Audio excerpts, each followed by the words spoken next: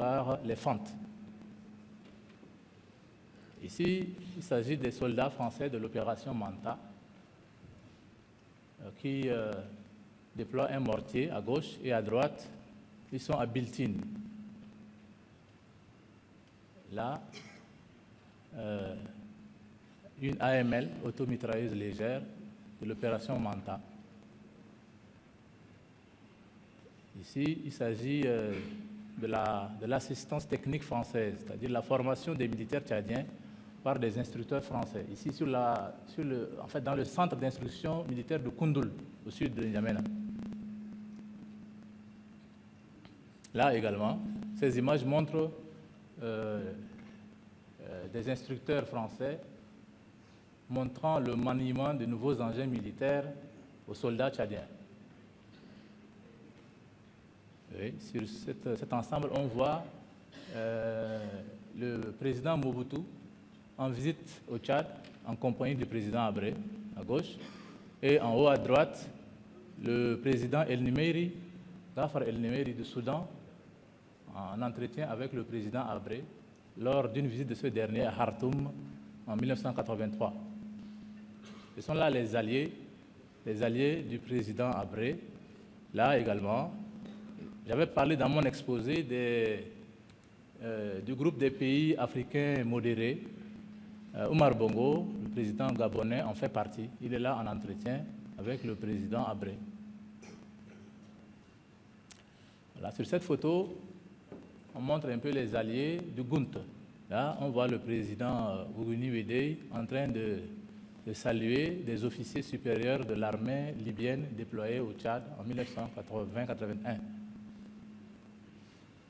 Là, le président Gougouni, en compagnie du président béninois, Mathieu Kérékou, qui est l'un des soutiens diplomatiques du GUNT, c'est-à-dire un des membres des pays dits progressistes. Cette carte montre les différentes forces présentes sur le terrain au Tchad en 1983. Le titre, c'est « Un pays, 6 armées ». On y voit, au nord, les troupes libyennes, avec en appui une armée supplétive appelée Légion islamique, ainsi que les troupes de l'ANL. Au sud de la ligne rouge, parce que là, la carte est divisée par la ligne rouge au niveau du 16e parallèle. Donc, au sud de la ligne rouge, on trouve les fentes, ensuite les phases, les forces des armées zaïroises et l'opération Manta. Donc, si on fait le total, il y a trois armées au sud du 16e parallèle, 3 armées au nord du 16e parallèle, d'où le titre « Un pays, 6 armées ». Et le point rouge en bas indique un début de... On peut remonter? Oui, le point rouge en bas indique un début de trouble dans le sud. Il s'agit du début de la rébellion des Kodo, qui est marqué là, signalé là par le point rouge.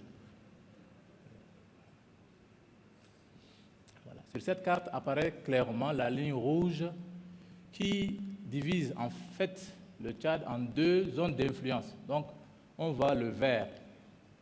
Le vert n'apparaît pas très bien ici, mais on voit le vert qui correspond à la zone d'influence libyenne et au sud, le Tchad, sous le contrôle du gouvernement Abré, qui ressemble à une sorte de protectorat français et zaïrois. Oui. Maintenant, nous allons voir quelques images relatives à la Deuxième Guerre du Nord également. Oui.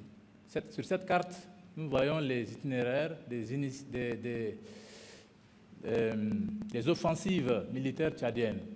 À gauche, c'est l'offensive dans le Tibesti contre le corps expéditionnaire libyen.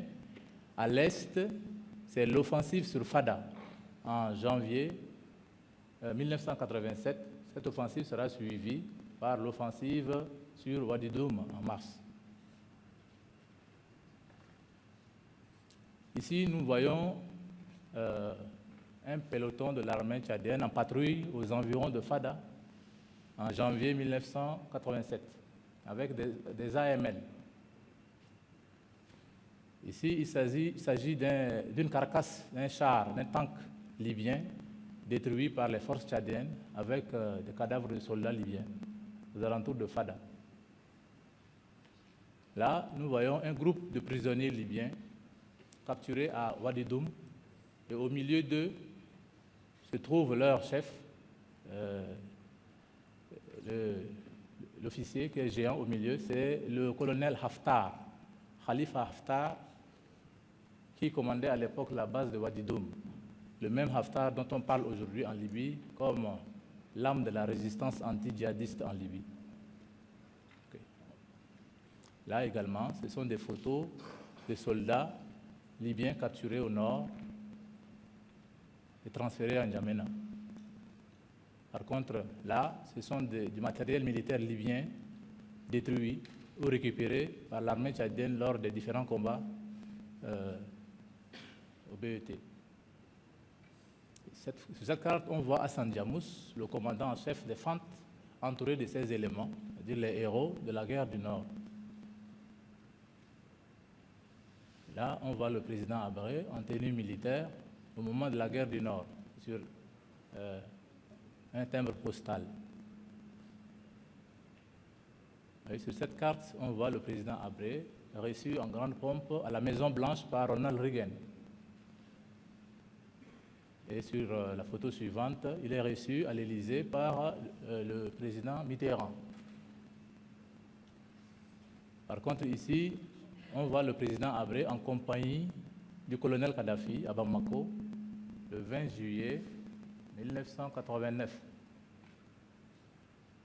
Voilà. Merci.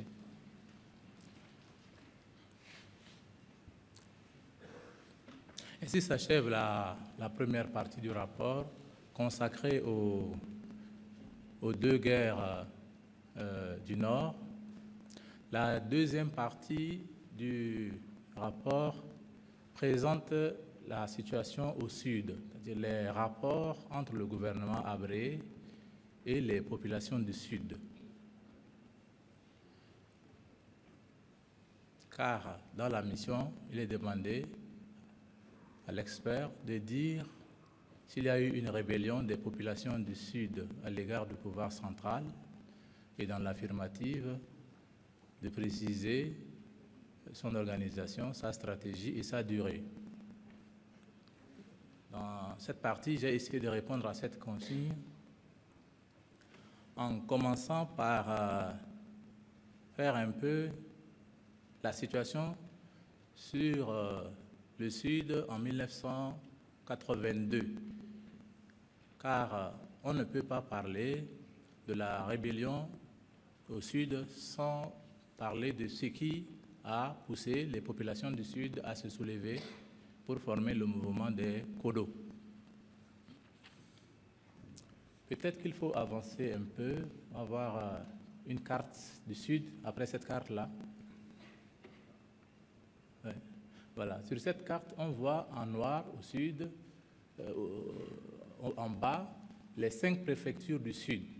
C'est important de faire cette précision avant d'entrer dans les détails, car pour un étranger, lorsqu'il entend parler du Sud, il va croire que le Sharif Bagrimi, le Guéra, le Salamat et autres, ces régions-là appartiennent au Sud dans son entendement. Mais le Sud dont il s'agit ici, c'est le Sud politique et sociologique, c'est-à-dire la partie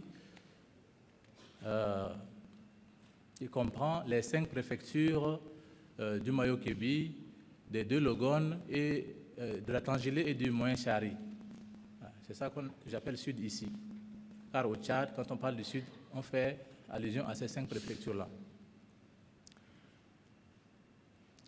Cette région, ces 5 préfectures du Sud, depuis 1979, c'est-à-dire depuis la guerre civile qui a plongé le pays dans le chaos, étaient placées sous l'autorité du comité permanent, qui est une sorte d'autorité de gestion locale de cette région, et dirigée par le colonel Kamougué, donc de 1979 jusqu'à 1982.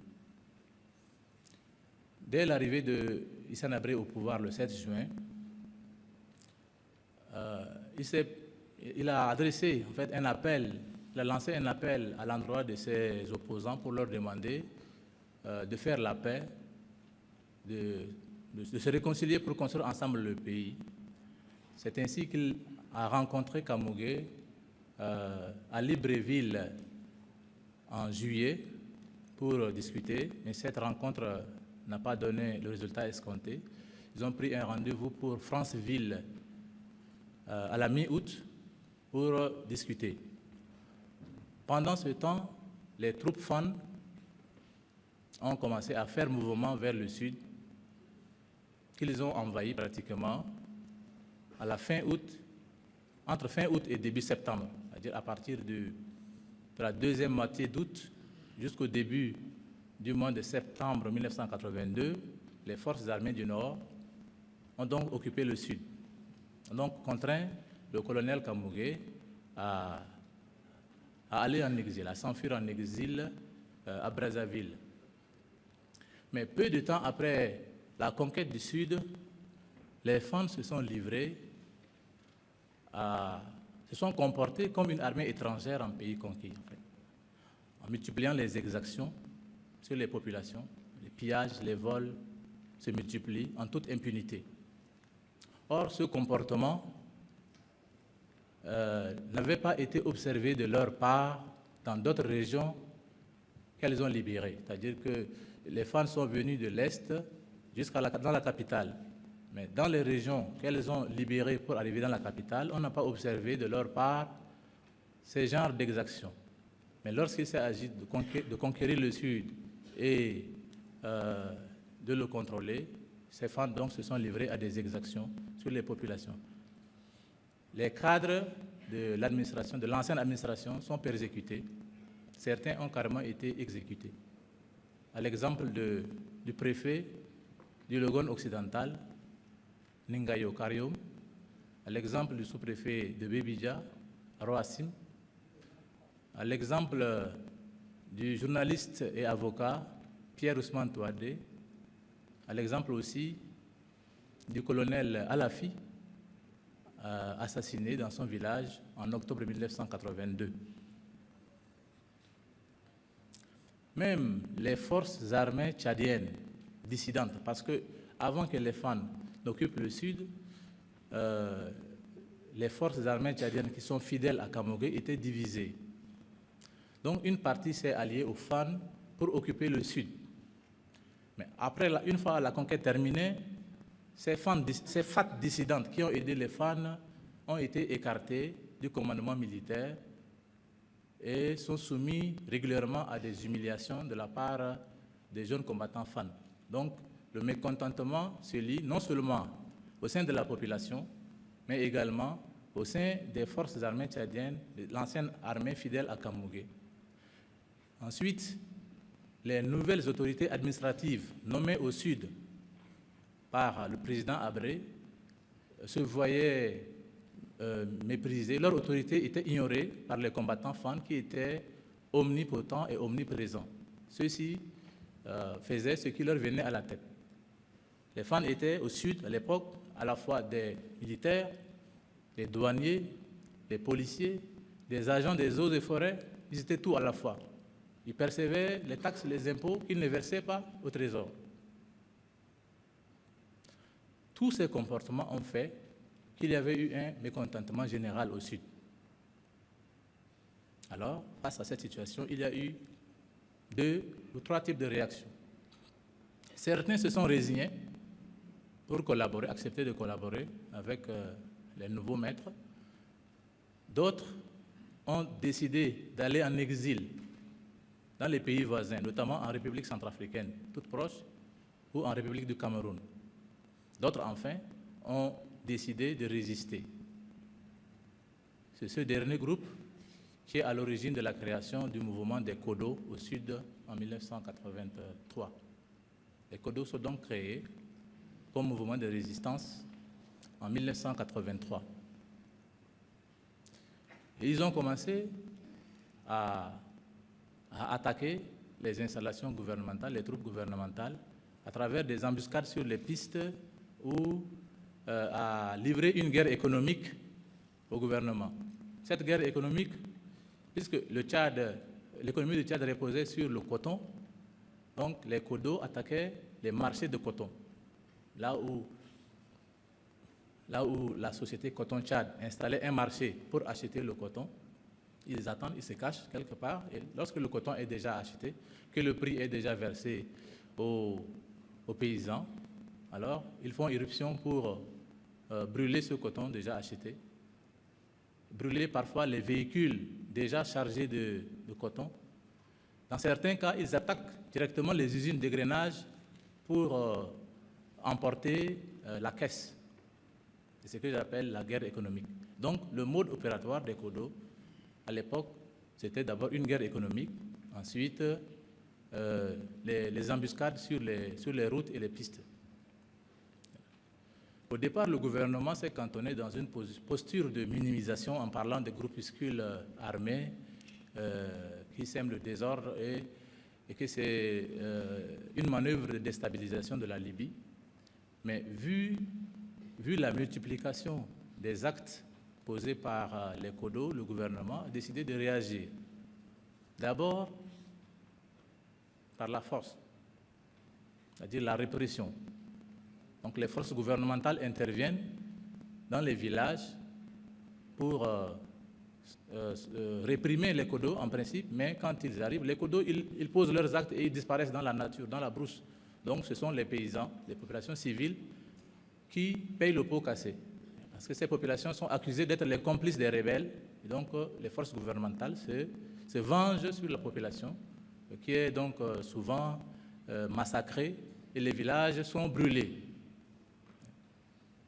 Ça, la réponse du gouvernement a donc été une réponse musclée dès le départ, pendant quelques mois. Par la suite, le gouvernement a dépêché sur le terrain une mission de paix et de réconciliation. À partir d'octobre 1983, c'est la mission Djidingar. Djidingar Donongardum était à l'époque le ministre d'État, donc en quelque sorte le numéro 2 du gouvernement, lui-même sudiste, était un ancien collaborateur du président Tombalbaye. Djidingar à la tête d'une importante délégation ministérielle, comprenant également des membres du Conseil national consultatif, s'est rendu au sud et y a mis vraiment du temps, plusieurs mois, pour sillonner les villes et villages à la rencontre des mécontents, des insurgés, pour discuter avec eux. Et sa mission a débouché sur des accords et des communiqués conjoints par lesquels les Kodo se sont engagés à déposer les armes et à entamer un processus de négociation pour leur intégration dans l'armée ou bien pour les fonctionnaires à regagner leur corps d'origine. Pour atteindre ces opérations d'intégration, les combattants Kodo qui ont déposé les armes ont été cantonnés dans plusieurs villes, dans plusieurs centres urbains. Pourtant, en août 1984, c'est-à-dire quelques mois après la signature de ces accords-là, en août 1984, alors qu'on attendait l'intégration imminente des Kodo, ceux-ci font volte-face, notamment à partir du 29 août, comme s'ils se sont concertés, les Kodo désertent leur centre de cantonnement, sauf quelques rares groupes sont restés à leur lieu de cantonnement, mais la plupart des Kodo ont déserté pour regagner la brousse. Ils ont invoqué, pour justifier cet acte-là, que le gouvernement est en train de préparer une attaque surprise contre leur position pour les exterminer, que leur service de renseignement leur aurait permis de découvrir que d'un côté, le gouvernement veut faire la paix, alors que de l'autre, il prépare une guerre en sous-main pour les exterminer. Du côté du gouvernement, ce n'est pas la même lecture. Le gouvernement dit que ce sont les manœuvres libyennes qui sont à l'origine de la désertion des Kodo. On invoque un message radio libyen qui aurait été intercepté, lequel disait que les Kodo doivent regagner la brousse car il faut relancer la guerre contre le président Abré et que des émissaires seraient envoyés via Brazzaville pour remettre des mallettes d'argent au Kodo pour les inciter à regagner. Ça, c'était la lecture gouvernementale. Toujours est-il que face à cette volte-face des Kodo, le gouvernement a réagi de façon très musclée en dépêchant des troupes au sud et en appliquant une politique de répression féroce. C'est ce qu'on appelle au Tchad Septembre noir. Puisque dans un premier temps, vers le 10 septembre, il y avait eu une embuscade contre les troupes gouvernementales dans la région de Sar, entre Sar et Maro. Et cette embuscade a fait une dizaine de morts dans les rangs des Fantes. Donc, à la suite de cette embuscade, le gouvernement a réagi donc en déployant des forces au sud et en soumettant donc le sud à une répression féroce qui s'est manifestée en deux volets. Il y a le volet militaire qui a soumis le sud, les campagnes du sud à feu et à sang, c'est-à-dire que les populations civiles ont été massacrées en masse, les villages ont été brûlés parce qu'on considérait ces populations comme des complices des rebelles. Les récoltes ont été détruites, le bétail tué. Pendant ce temps, dans les villes, c'était la chasse aux cadres. Une sorte de campagne de décapitation a été appliquée. Donc, nuitamment, parfois de jour, des cadres sont arrêtés et le plus souvent, ils ne revenaient pas. De sorte que dans les grandes villes du sud comme Sar, Koumra, Doba, Mondou, Laï, on peut dire que le deuil a planté sa case partout.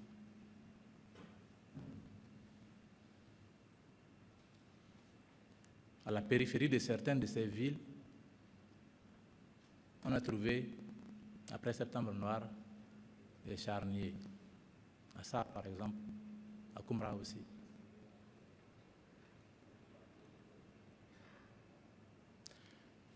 On parle de Septembre noir comme si les événements se sont arrêtés seulement à septembre 1984. Mais ces événements se sont prolongés au-delà du mois de septembre, parfois jusqu'à l'année 1985. Et c'est justement à partir de 1985 que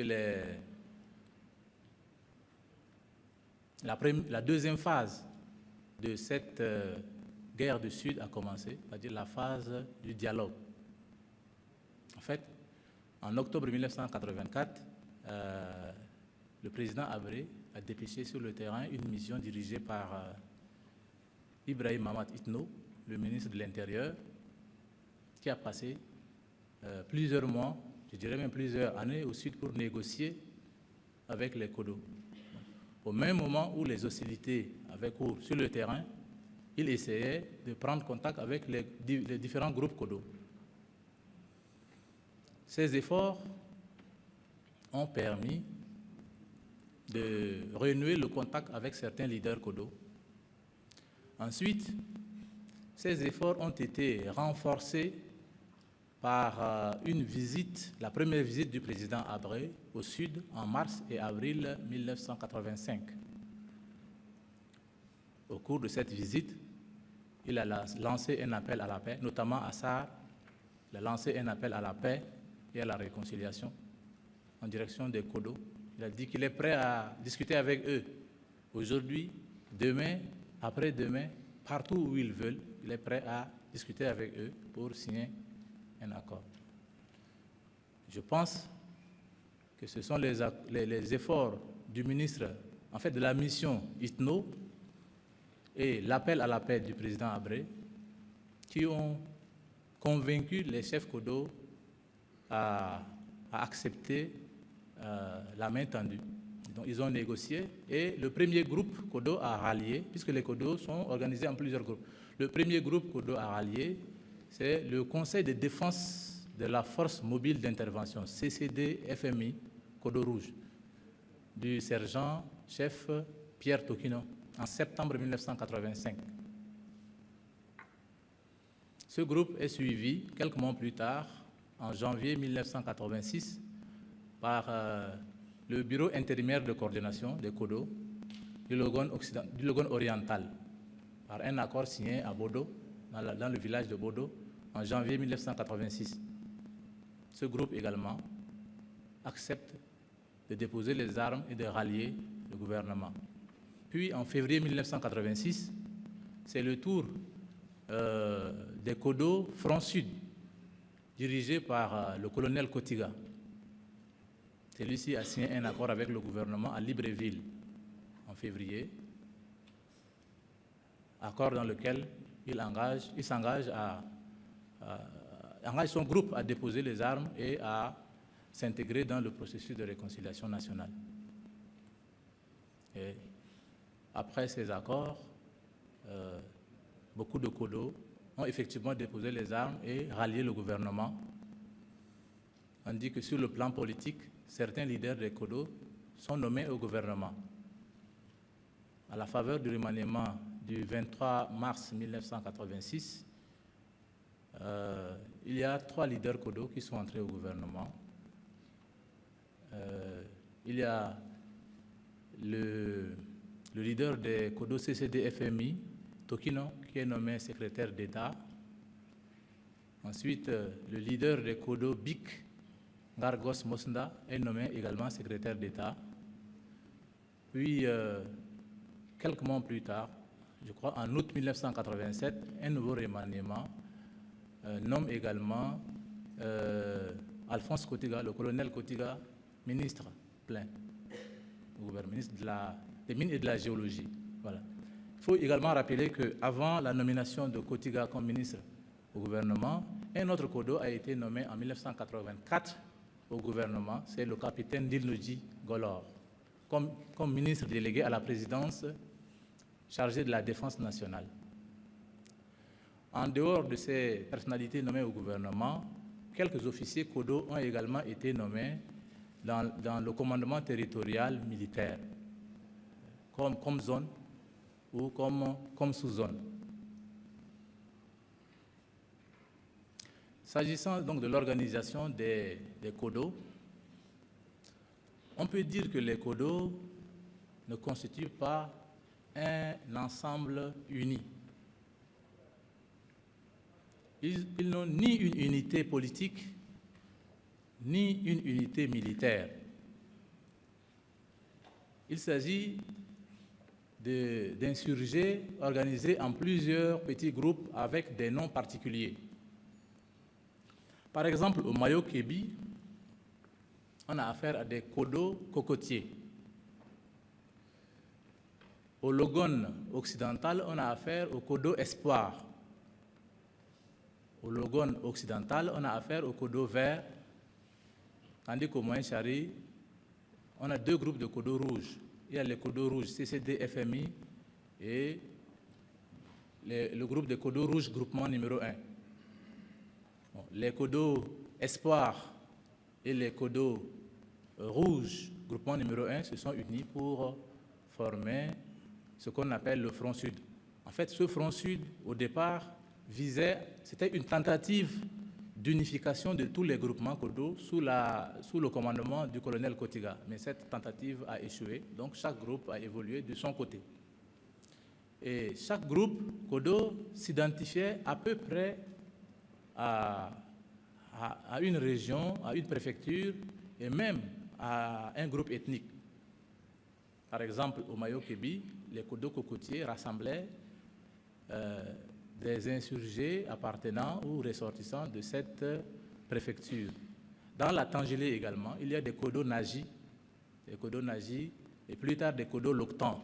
Donc, en un mot, il y a plusieurs groupes CODO. Il n'y a pas une unité politique ni une unité militaire.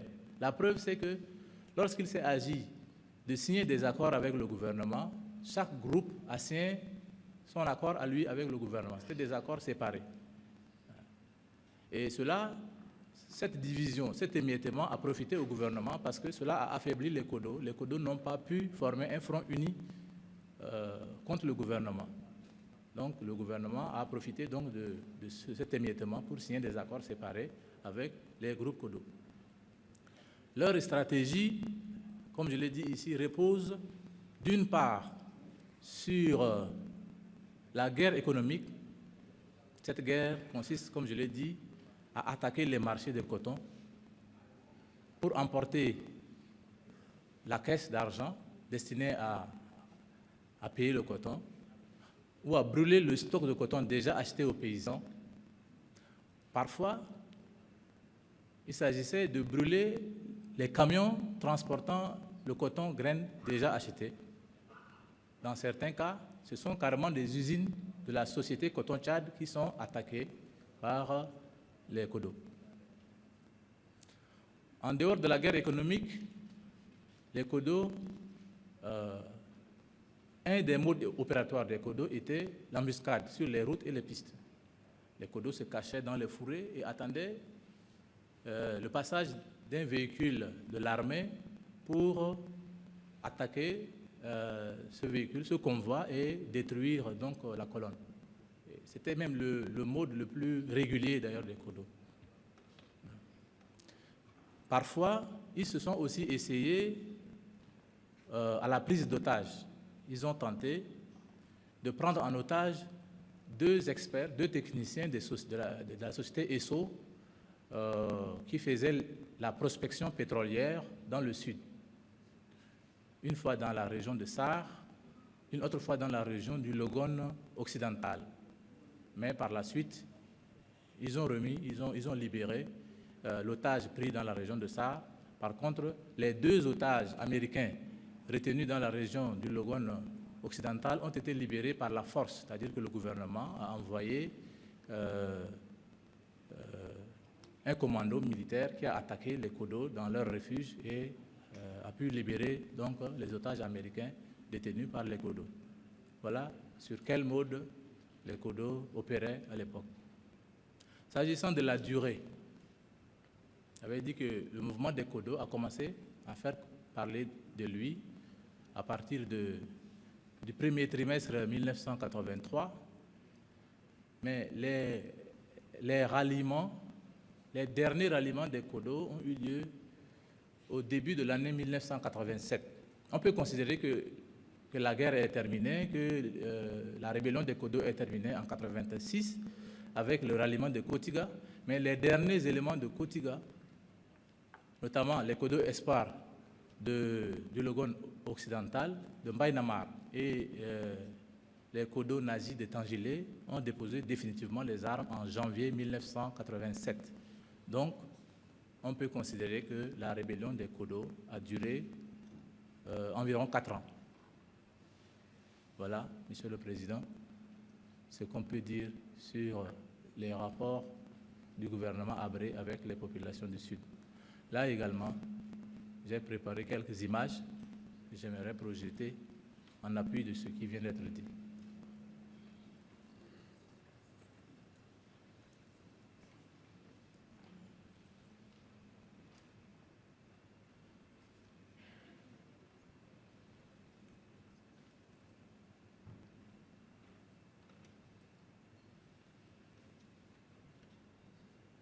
Vous pouvez poursuivre. OK. Sur cette photo, on voit le colonel Kamougué en 1979 en tournée dans le sud, accompagné de sa garde et accueilli par les populations. Là, c'est un village du sud après septembre 1984. Vous voyez que les cases sont brûlées. C'est un village en ruine, là également. Ce village est situé non loin de la frontière centrafricaine. Ici, il s'agit d'une coupure de presse du journal La Croix. Et comme on peut le lire sur le titre, c'est Tchad, au sud, tout est à reconstruire. Parce qu'on voit une atmosphère de maisons carrément écroulées, de cases brûlées. Là, cette photo présente un charnier et cette photo a été publiée en 1985 ici à Dakar dans le journal Afrique Nouvelle. Il représente les charniers découverts aux alentours de la ville de Sarre, après Septembre Noir. Il y a deux photos, il y a cette photo et puis il y a une autre encore. Voilà. Ce sont les cadres arrêtés à Sarre et exécutés aux alentours de cette ville. Donc, c'est un Tchadien qui s'est exilé ici et avant de venir, il a pris la précaution de filmer ces charniers et de les remettre à la rédaction de Afrique Nouvelle, ici à Dakar. Il les a publiés. Sur cette photo, on voit le président Habré en visite au sud, notamment à Sarre, ici, en mars 1985. Voilà. On lui a offert un cheval sur place, donc il est monté sur un cheval blanc, en signe de paix, pour saluer la foule. Là, on voit le président Habré à Doba, en train de saluer quelques chefs Kodo qui sont venus le rencontrer à Doba. Parce que après l'appel qu'il a lancé à Sarre, l'appel à la paix et à la réconciliation, quelques groupes Kodo se sont constitués pour venir le rencontrer à Doba. Là, c'est un groupe de Kodo ralliés. Ce sont les Kodo CCD-FMI de Pierre Tokino. Oui, sur cette photo, on voit des soldats Fante et des Kodo mêlés sous forme de photos de famille, comme l'indique le titre, unis sous le même drapeau. On voit flotter le drapeau tchadien au-dessus d'eux. Sur cette carte, on voit deux personnalités. À droite, c'est le ministre d'État Djidingar Donongardom. Et à gauche, c'est le colonel Kotiga, l'ancien leader des Kodo, qui est devenu maintenant ministre dans le gouvernement et qui assiste ici à une cérémonie officielle aux côtés de Djidingar. Là, on voit les trois leaders Kodo qui sont nommés au gouvernement. Bon, d'abord, sur la partie vide, on voit le nom du capitaine Dilloji, qui était le premier Kodo à être nommé au gouvernement en 1984. Et à côté, on voit le colonel Kotiga au milieu. Et à droite, les deux, on a d'abord Vargos Mosna, secrétaire d'État, et puis Pierre Tokino, secrétaire d'État. Donc sur cette photo, on voit un ministre, Kotiga, et puis deux secrétaires d'État, Mosna et Tokino.